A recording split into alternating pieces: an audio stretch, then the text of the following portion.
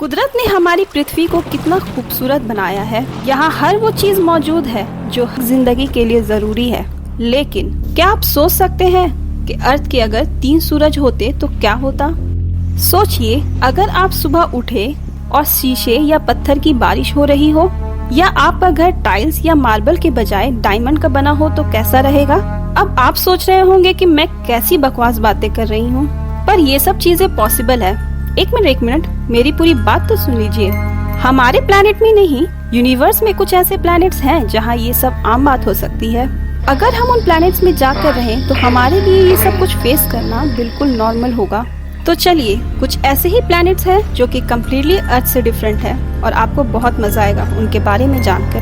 GJ1214b ये planet पूरी तरह से पानी से कवर्ड है और अर्थ से कई गुना ज्यादा बड़ा है। जैसा कि हम जानते हैं, अर्थ का 70% हिस्सा पानी से ही ढका हुआ है, फिर भी पानी सिर्फ 0.05% मास बनाता है। वहीं GJ1214b में पानी 10% मास बनाता है, जिसका मतलब है कि इस प्लैनेट में पानी 100 किलोमीटर तक के डेप्थ तक होगा। वहीं अर्थ में ओशन केवल 11 किलोमीटर डीप तक जाते हैं। अब जरा आप सोचिए कि हमारे पास 11 किलोमीटर के डेप्थ में ही ये है।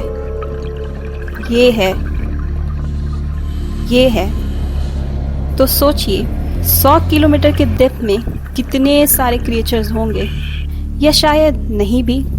इस प्लैनेट के सतह में प्रेशर इतना ज्यादा है कि पानी आइस में बदल जाता है और इसे आइस 7 कहते हैं, पर ये नॉर्मल आइस की तरह नहीं होता। ट्रेस 2b ये पूरे यूनिवर्स का सबसे डार्केस्ट प्लैनेट है। साइंटिस्ट के हिसाब से इस प्लैनेट के एटमॉस्फेयर में गैसियस सोडियम और टाइटेनियम ऑक्साइड की ज्यादा मात्रा है और ये लाइट को अब्सॉर्ब कर लेती है। इस प्लैनेट पर अमोनिया क्लाउड भी नहीं है जो कि लाइट को रिफ्लेक्ट करती है। ये प्लैनेट सिर्फ 1% ऑफ लाइट को ही रिफ्लेक्ट करता है। केपलर 438b ये प्लैनेट बाकी सारे प्लैनेट से काफी अलग है क्योंकि ये प्लैनेट अर्थ से बहुत ज्यादा सिमिलर है। द अर्थ सिमिलैरिटी इंडेक्स ये एक स्टैंडर्ड मेजर है जो कि ये बताता है कि एक प्लैनेट अर्थ से कितना ज्यादा सिमिलर है या अर्थ से कितना ज्यादा अलग है।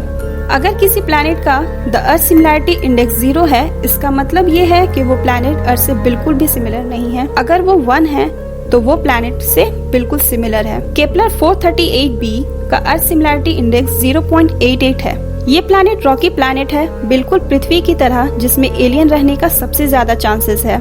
यहाँ तक कि केपलर 438b गोल्डीलॉक्स जोन से बिलोंग करता है, जिसका मतलब है ये प्लैनेट अपने होस्ट स्टार से ना ही ज्यादा दूर जिससे वो बहुत ज्यादा ठंडा हो जाए और ना ही ज्यादा करीब कि वो बहुत ज्यादा गर्म हो जाए, जिसके कारण इस प्लैनेट में पानी लिक्विड फॉर्म में होने के बहुत ज्यादा चांसेस है। 11407b ये प्लैनेट अर्थ सिर्फ 400 लाइट ईयर की दूरी पर है। इस प्लैनेट के आसपास भी सैटर्न की तरह रिंग्स है, पर ये रिंग्स सैटर्न के रिंग्स से 400 गुना बड़ा है। ये प्लैनेट इतनी बड़ी रिंग्स को कैसे संभालता है, इसका जवाब अब भी रहस्यमय है। अगर इस प्लैनेट को सैटर्न के साथ रिप्लेस कर दिया जाए तो ये हमारे पृथ्वी से आसानी से दिखेगा, जो कि चांद से भी बड़ा होगा। HD 189773b स्पेस से बहुत खूबसूरत दिखने वाला ये प्लैनेट का नाम डीप ब्लू है। ये अर्थ से 63 लाइट ईयर की दूरी पर है। इस प्लैनेट का ये खूबसूरत रंग उसके एटमॉस्फेयर में प्रेजेंट सिलिकेट पार्टिकल से आता है और यहाँ हवा 5400 माइल्स पर आवर की स्पीड से घूमती है, जो कि 2 किलोमीटर पर सेकेंड के बराबर है। इस प्लैनेट में ग्लास की बारिश होती है। आप इसे ऐसे भी समझ सकते हो, कोई ऐसा तूफान अगर पृथ्वी में आ जाए तो वो पृथ्वी का एक चक्कर लगाने में सिर्फ 5 घंटा और 33 मिनट ही लेगा। टाइटन सैटर्न का मून, जिसे टाइटन कहते हैं, इस प्लैनेट का एटमॉस्फेयर इतना घना है कि साल 2005 से पहले हमें पता ही नहीं था कि ये दिखता कैसा है। यहाँ हमारे प्लैनेट की ही तरह नदियाँ, झील हैं, लेकिन वो सख्त हैं क्योंकि इस प्लैनेट की टेम्परेचर -179 डिग्री सेल्सियस है। साइंटिस्ट अब तक इस प्लैनेट का 20% हिस्सा ही देख पाए हैं, पर इस हिस्से में पृथ्वी से 100 गुना ज्यादा मीथेन है, जो कि नेचुरल गैस का प्राइमरी सोर्स है। यहाँ की टेम्परेचर के कारण ये मीथेन लिक्विड स्टेट में है। ये एक ऑयल टाइकून का ड्रीम हो सकता है। थियोरेटिकली इस प्लैनेट में उड़ पाना पॉसिबल है क्योंकि यहाँ का एटमॉस्फेयर थिक है और ग्रेविटी लो।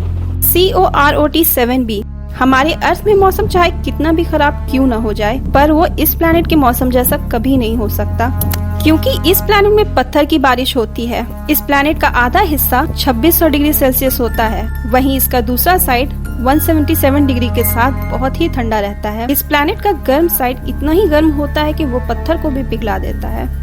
वो पत्थर कंडेंस होकर एक क्लाउड बनाती है जिसे रॉक क्लाउड कहते हैं, और ये रॉक क्लाउड मैग्मा की बारिश कराते हैं। पर जैसा कि हम जानते हैं एटमॉस्फेयर कूलर होता है तो वो फिर से रॉक में बदल जाते हैं। HT189733b ये एक ऐसा प्लैनेट है जिसका एक साइड सन को फेस करता है, जिसका टेम्परेचर 966 डिग्री सेल्सियस होता है। उसका दूसरा साइड डार्क साइड कहलाता है, जिसका टेम्परेचर 688 डिग्री सेल्सियस होता है। आप सोच रहे होंगे कि इसका डार्क साइड इतना गर्म कैसे है? वो इसलिए क्योंकि इस प्लैनेट में हवा 22,000 माइल्स पर आवर की स्पीड से घूमती है, यानी 10 किलोमीटर एक सेकंड में।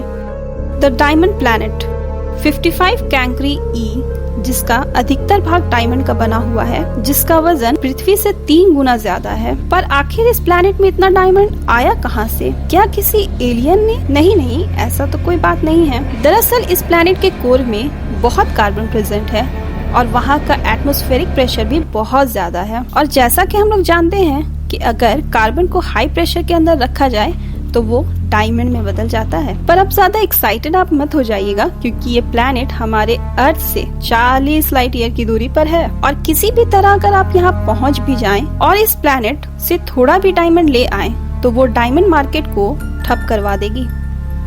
इस प्लैनेट के डायमंड को अगर रुपयों से नापा जाए तो वो 27 नॉनिलियन डॉलर के बराबर होगा, जहाँ एक नॉनिलियन मतलब एक के पीछे 30 जीरोज है। ग्लीजी 436b, क्या आप इमेजिन कर सकते हो एक ऐसे आइस को जो लगातार जलती ही जा रही हो? अब ऐसा भी कोई प्लैनेट है? ये पॉसिबल है। ग्लीजी 436b ये एक ऐसा प्लैनेट है जिसका आउटर क्रस्ट आइस से बना है। इस प्लैनेट का टेम्परेचर 450 डिग्री सेल्सियस है, जिसके कारण इस प्लैनेट की ऊपरी सतह की बर्फ हमेशा जलती रहती है। ऊपरी सतह की बर्फ इवेपोरेट होने के बाद आसमान में नहीं जाकर वापस से कोर की ही तरफ चली जाती है, क्योंकि यहाँ बहुत हाई ग्रेविटेशनल पुल है और वो कंप्रेस होकर वापस से आइस में ही बदल जाती है। हमारा नेक्स्ट प्लैनेट है वास्प 12b। पर अगर आप ये सोच रहे हैं कि इस प्लैनेट में ढेर सारे वैस्प्स रहते हैं इसलिए इसका नाम वास्प 12b है, बल्कि इस नाम का पहला वर्ड वास्प उस ग्रुप का नाम है जिसने इस प्लैनेट को ढूंढा, जिसका फुल फॉर्म है wide angle search for planet, और 12 का मतलब है ये उस ग्रुप के द्वारा 12वां प्लैनेट था। बी का मतलब है उस प्लैनेट की पोजीशन उसके प्राइमरी सोर्स ऑफ लाइट के हिसाब से किस पोजीशन पर है। अगर वो पहला प्लैनेट है तो उसे बी नाम दिया जाता है। इस प्लैनेट का शेप एक की तरह है, क्योंकि ये अपने प्राइमरी सोर्स ऑफ लाइट के बहुत ज्यादा करीब है, उस पर बहुत ज्यादा ग्रेविटेशनल पुल लगता रहा है और ये उसके शेप को चेंज करता जा रहा है।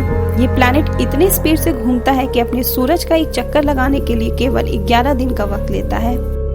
ऐसा अनुमान लगाया जाता है कि ये अगले 10 मिलियन ईयर में ये प्लैनेट पूरी तरह से नष्ट हो जाएगा। वास्प 17b स्कॉर्पियस कॉन्स्टिलेशन में आने वाला वास्प 17b ये हमारे सोलर सिस्टम का सबसे बड़ा प्लैनेट है, जो कि जुपिटर से 1.9 गुना बड़ा है।